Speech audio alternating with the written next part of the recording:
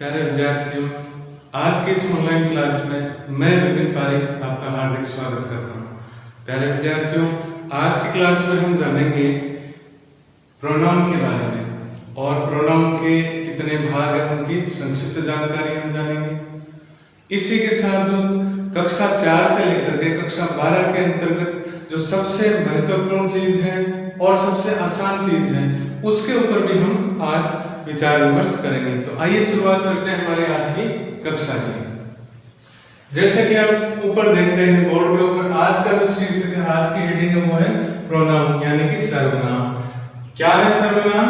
आइए देखते हैं। Pronoun is a word which is used in place of a noun.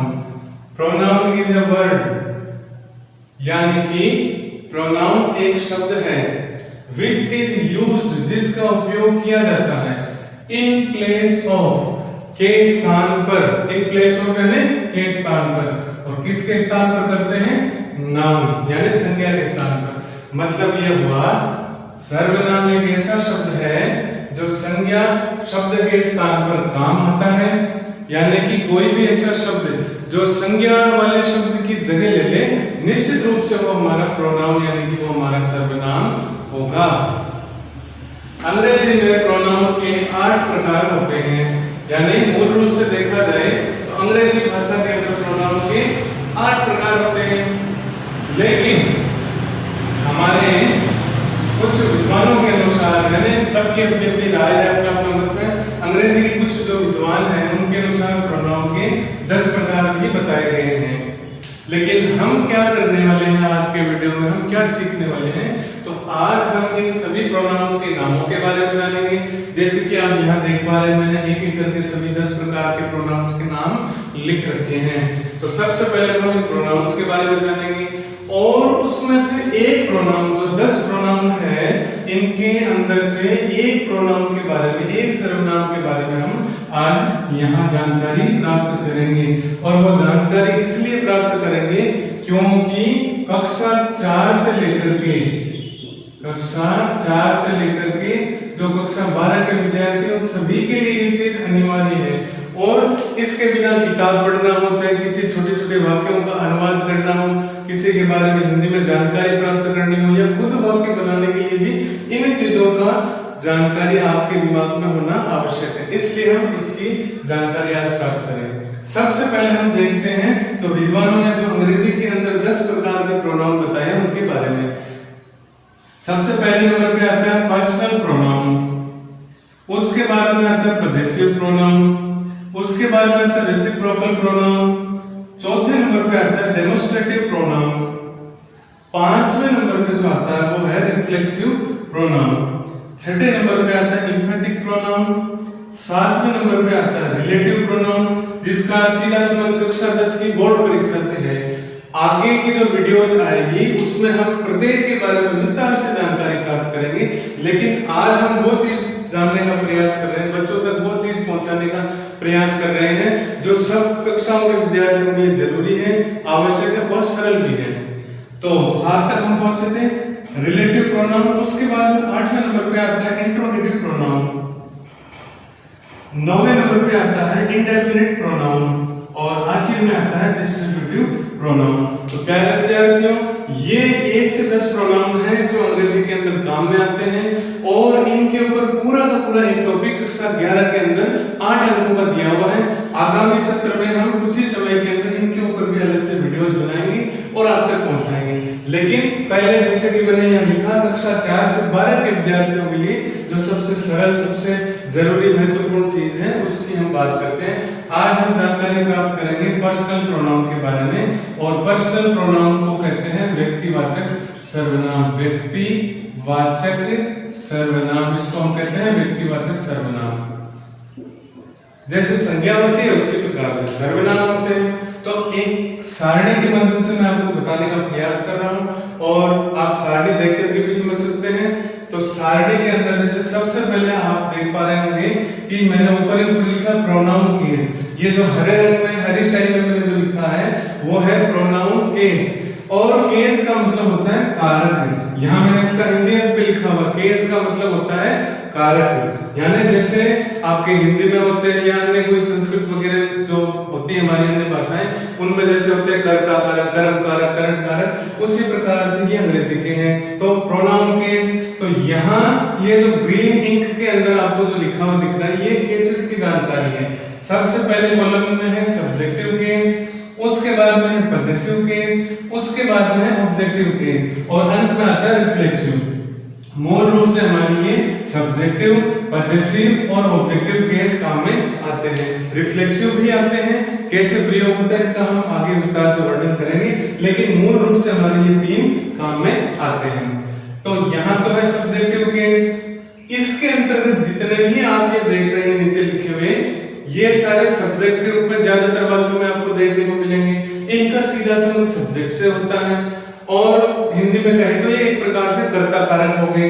ये है पजेसिव। पजेसिव शब्द का मतलब होता है संबंध, और केस शब्द का मतलब हुआ कारक। यहाँ लिखा हुआ है पजेसिव केस, संबंध कारक। तो ये जितने भी लिखे हुए नाम आपके सामने हैं, ये सारे नाम संबंध कारक, किसी का किसी के साथ संबंध बताते हैं। जैसे कि my father is a rich man, मेरे पिताजी एक धनी व्यक्ति हैं, तो मेरे पिताजी का धनवान होने से संबंध बताया जाए, इस प्रकार से ये संबंध बताते हैं।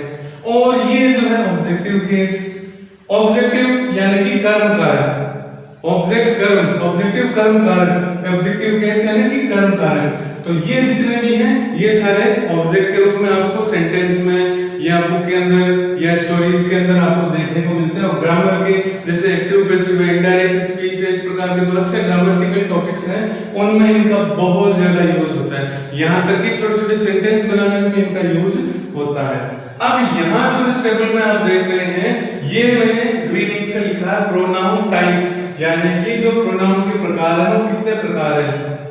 जैसे हिंदी में होते हैं या संस्कृत में होते हैं प्रथम पुरुष, मध्यम पुरुष, उत्तम पुरुष, ठीक उसी प्रकार से ये अंग्रेजी में भी हमारे एक प्रकार से पुरुष ही हैं। कैसे हैं? सबसे पहले आता है फर्स्ट पर्सन, उसके बाद आता है सेकंड पर्सन, और उसके बाद आता है थर्ड पर्सन।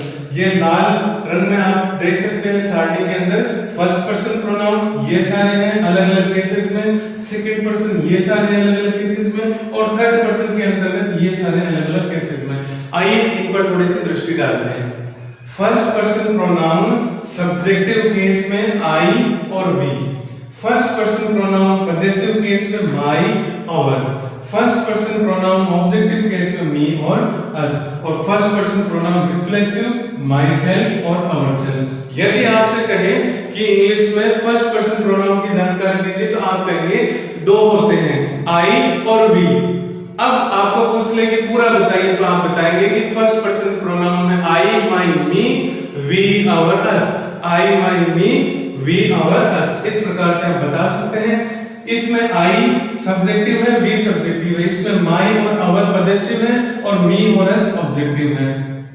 अब बात करते हैं सेकंड पर्सन प्रोनाउन की। सेकंड पर्सन प्रोनाउन में यू, योर, यू। यू है ये सब्जेक्टिव केस में आता है, योर है ये पजेसिव केस के रूप में आता है, और ये यू है ये ऑब्जेक्टिव केस के रूप में भी आता है। ये यू और ये यू कब सब्जेक्टिव आता है, कब ऑब्जेक्टिव आता है? कुछ ही दिनों में जो व्याकरण के जो बड़े टॉपिक शुरू होंगे, जो कक्षा 6 से कक्षा 12 की व्याकरण से संबंधित है, उनमें इनके बारे में विस्तार से जानकारी दी जाएगी। आपको फिलहाल इतना ध्यान रखना है कि यदि सेकंड पर्सन प्रोनाउन की बात की जाए तो एक ही है यू, और उस यू में पूरा है you, your, you, you, your, you, इस प्रकार से आपको ध्यान रखना है। अब आते हैं हमारे अंतिम पड़ाव पर, third person pronoun. Third person pronoun में पहले विद्यार्थियों 4 प्रोनाउंस शामिल होते हैं, ही, सी, इट और दे। ही, सी, इट और दे, ये चारों सब्जेक्टिव केस है थर्ड पर्सन प्रोनाउन के। हिज, हर, इट्स और देयर, ये चारों पजेसिव केस हैं। Third person pronoun possessive case के ये हैं, और हिम, हर, इट और देम ये थर्ड पर्सन प्रोनाउन के ऑब्जेक्टिव केस है। अब इन पर थोड़े से और विस्तृत नजर डाल लेते हैं। थर्ड पर्सन प्रोनाउन में सबसे पहले आता है ही, हिज, हिम, तो ये सब्जेक्टिव, ये हिज पजेसिव, ये हिम ऑब्जेक्टिव, और इधर रिफ्लेक्सिव में हिमसेल्फ। सी हर हर ये सब्जेक्टिव है, ये हर पजेसिव और ये हर ऑब्जेक्टिव। रिफ्लेक्सिव में बात करें तो हर सेल्फ। इसी प्रकार इट, इट्स और इट ये सब्जेक्टिव है, ये पजेसिव है और ये ऑब्जेक्टिव है। और यहाँ इसकी बात करें तो ये रिफ्लेक्सिव में इटसेल्फ हो जाएगा, यानी जो सेल्फ या सेल्व्स वाले जो हैं, यानी मैं आपको अलग से लिख के बता देता हूँ, जो सेल्फ या जो सेल्व्स वाले हैं वो सारे रिफ्लेक्सिव में आते हैं। अंत में बात करें दे, देयर, देम, तो दे हो गया सब्जेक्टिव, देयर हो गया पजेसिव और देम हो गया ऑब्जेक्टिव। रिफ्लेक्सिव की अगर बात करें तो ये हो गया देमसेल्फ। अब आपको मेरे ख्याल में ये टेबल ध्यान में आ गई होगी कि अगर पर्सनल प्रोनाउन की प्रोनाउन टेबल की बात की जाए तो आपके दिमाग में तीनों प्रकार के पर्सन्स आने चाहिए, फर्स्ट पर्सन, सेकंड पर्सन और थर्ड पर्सन। फर्स्ट पर्सन में I, my, me, we, our, us. Second person में यू, योर, यू और थर्ड पर्सन में he, his, him, she, her, her, it, its और इट। इसी प्रकार दे, देयर और them. Reflexive की बात करें तो myself, ourself, yourself और इधर है हिमसेल्फ, हरसेल्फ, इटसेल्फ, देमसेल्फ। इस प्रकार से ये आपके सामने। एक छोटी सी जानकारी मैं और देना चाहूंगा आपको, ये जो वी, आवर और अस है ये प्लूरल है, यानी ये फर्स्ट पर्सन प्रोनाउन के जो भाग है सब्जेक्टिव, पजेसिव, ऑब्जेक्टिव, लेकिन ये प्लूरल है, प्लूरल पार्ट है इसका। और ये जो यू है ये प्लूरल के रूप में भी आता है और इस रूप में भी ये काम में आता है। और यहाँ थर्ड पर्सन की बात करें तो थर्ड पर्सन में ही, सी, इट, ये जो तीनों हैं ये तो आपके हैं सिंगुलर सब्जेक्ट, यानी कि सिंगुलर, ये तो थर्ड पर्सन सिंगुलर प्रोनाउन है।